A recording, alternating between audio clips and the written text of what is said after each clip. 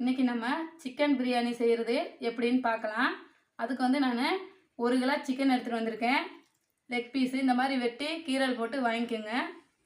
அப்புறம் தக்காளி 1/4 கிலோ எடுத்திருக்கேன். வெங்காயம் வந்து 200 கிராம் எடுத்திருக்கேன்.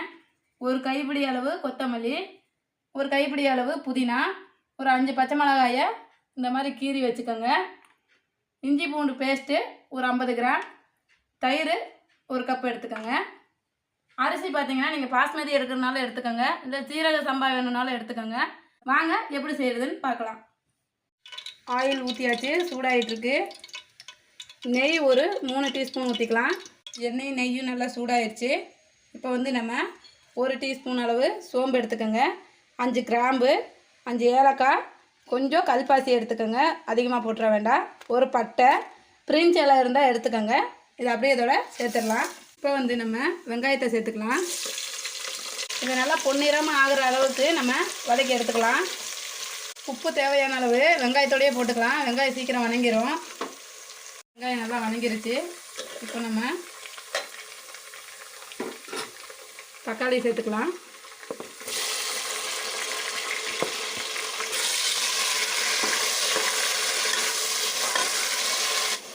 தக்காளி ஓரளவுக்கு வணங்கிருச்சு. இப்போ பச்சை மிளகாய் சேர்த்துக்கலாம்.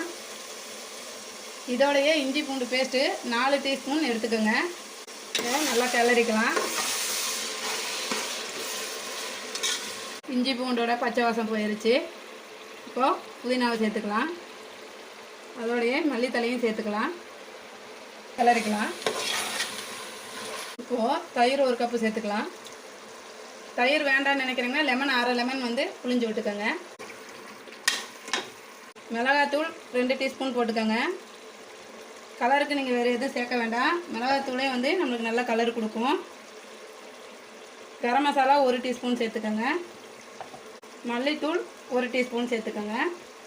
இதை கிளறிக்கலாம். பாருங்கள், நம்ம மிளகாத்தூள் மட்டும்தான் போட்டோம், எவ்வளோ கலராக வந்திருக்குன்னு பாருங்கள்.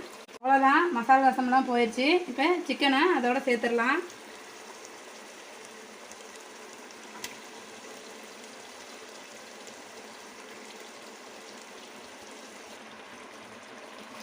கிளறிக்கலாம்.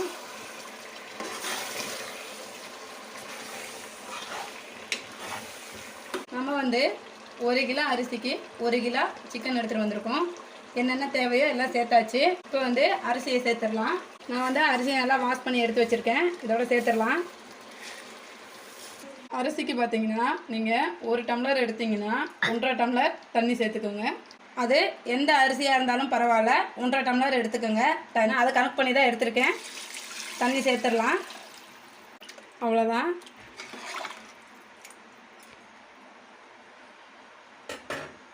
நம்ம வந்து 2 விசில் விட்டு எடுத்துக்கலாம். அவ்வளோதான், நம்ம 2 விசில் விட்டு எடுத்தாச்சு. விசில் அடங்கிருச்சு. ஓப்பன் பண்ணி பார்க்கலாம்.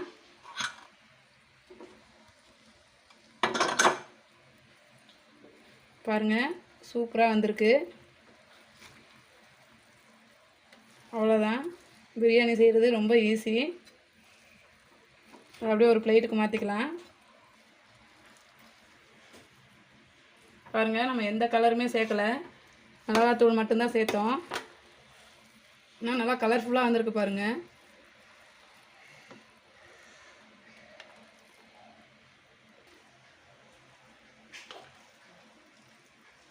எங்கள் சேனல் பிடிச்சிருந்தா லைக் பண்ணுங்கள், ஷேர் பண்ணுங்கள், சப்ஸ்கிரைப் பண்ணிக்கோங்க. அவ்வளோதான், பிரியாணி ரெடி ஆயிடுச்சு. சாப்பிட்லாம் வாங்க.